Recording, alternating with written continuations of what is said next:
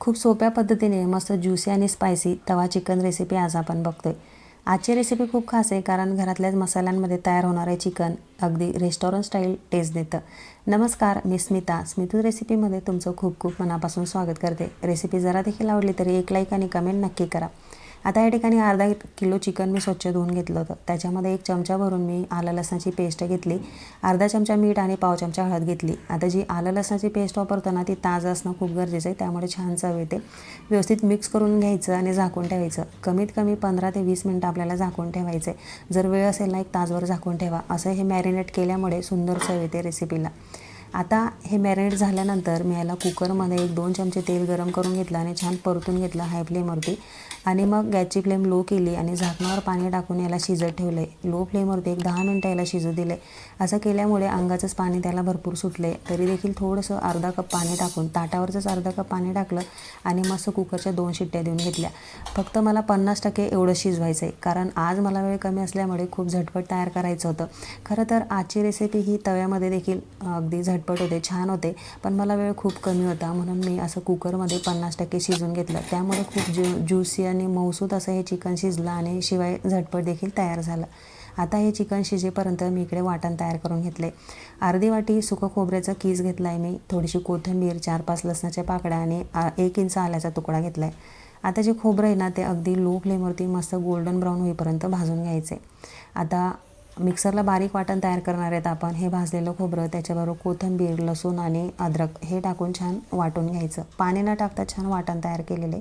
आता 2 मोठे कांदे बारीक चिरून घेतले, 2 मीडियम साईजचे टोमॅटो बारीक चिरून घेतले, 1 चमचा आलं लसणाची पेस्ट घेतली आणि तयार केलेलं वाटण घेतले। आता पॅनमध्ये मी 2 मोठे चमचे एवढे तेल घेतले। ते तापल्यानंतर कांदा छान गोल्डन ब्राऊन होईपर्यंत परतून घेतलेला आहे।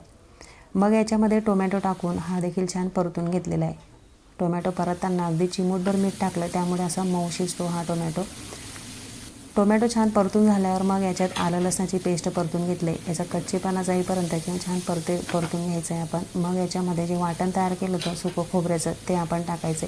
याला देखील छान परतून घ्यायचं आहे तेल सुटेपर्यंत।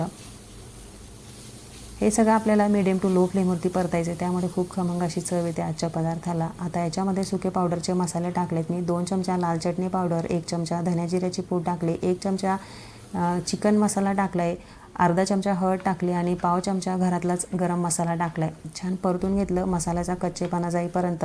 आणि मग याच्यामध्ये जे आपण चिकन शिजवलं होतं ना, त्याचे थोडंसं पाणी असतं ना चिकन शिजताना, ते पाणी टाकून थोडं पाणी टाकून मस्त परतून घेतलं। छान 2 टप्प्यात हे असं गरम पाणी टाकलं आहे चिकनचं आणि मस्त तेल सुटेपर्यंत हा मसाला परतून घेतला आहे। आता असं परतून झाल्यावर मग याच्यामध्ये मी चिकन टाकून परतून घेतले। आता ही रेसिपी आपण जर लोखंडी तव्यामध्ये किंवा लोखंडी कढईमध्ये केली ना तर खूप सुंदर चव येते, ते देखील तुम्ही ट्राय करू शकता। आता मी थोडंसं ज्युसी करणार आहे, त्यामुळे याच्यामध्ये मी जे पाणी होतं चिकनमध्ये ते वापरलेले। आता चवीनुसार मीठ टाकली, कोथिंबीर टाकली, छान मिक्स करून घेतले आणि मिक्स करून अगदी लो फ्लेमवरती 1-2 मिनिटासाठी याला वाफ दिलेली, कारण आपण कुकरमध्ये फक्त 50% एवढंच हे शिजवलं होतं, त्यामुळे पुढचं 50% आपल्याला हे पॅनमध्ये शिजवायचं आहे। आता याला 2 मिनिटाची वाफ दिली, त्यानंतर तुम्ही पाहू शकता भरपूर असं तेल सुटलेलं आहे, बऱ्यापैकी 70-80% हे शिजत आलेले आहे, बऱ्यापैकी ज्युसी दिसतंय तरी देखील। तर मी याच्यामध्ये आता ताजं दही वापरले, 1 छोटी वाटी अर्धी एवढं मी ताजं दही वापरले। दही हे ताजं असणं खूप गरजेचं आहे, त्यामुळे खूप सुंदर चव येते, क्रीमी आणि मलाईदार ज्युसी असं हे आजचं चिकन आपलं तयार होतं। आणि 3-4 मिनिटाची लो फ्लेमवरती वाफ दिलेली। तुम्ही पाहू शकता मस्त ज्युसी क्रीमी मलाईदार असं हे चिकन तयार झालं आहे। चव खूप अप्रतिम आली आणि मऊ असं शिजले। लहान मुलांना देखील खायला सहज सोपं आणि पचायला देखील सोपं पडेल इतकं छान शिजले, कारण आपण कुकरमध्ये बऱ्यापैकी त्याला शिजवून घेतलं होतं, त्यामुळे छान ते मऊसूत असं झालेलं आहे। खूप झटपट आजची रेसिपी तयार झाली, अगदी सोप्या पद्धतीने। जास्त काही आपण वाटण तयार केलं नाही का बाहेरचे मसाले देखील वापरले नाही, तरी देखील खूप सुंदर चवीला झटपट आजची रेसिपी तयार झाली। मला खात्री तुम्हाला नक्कीच आवडली असेल।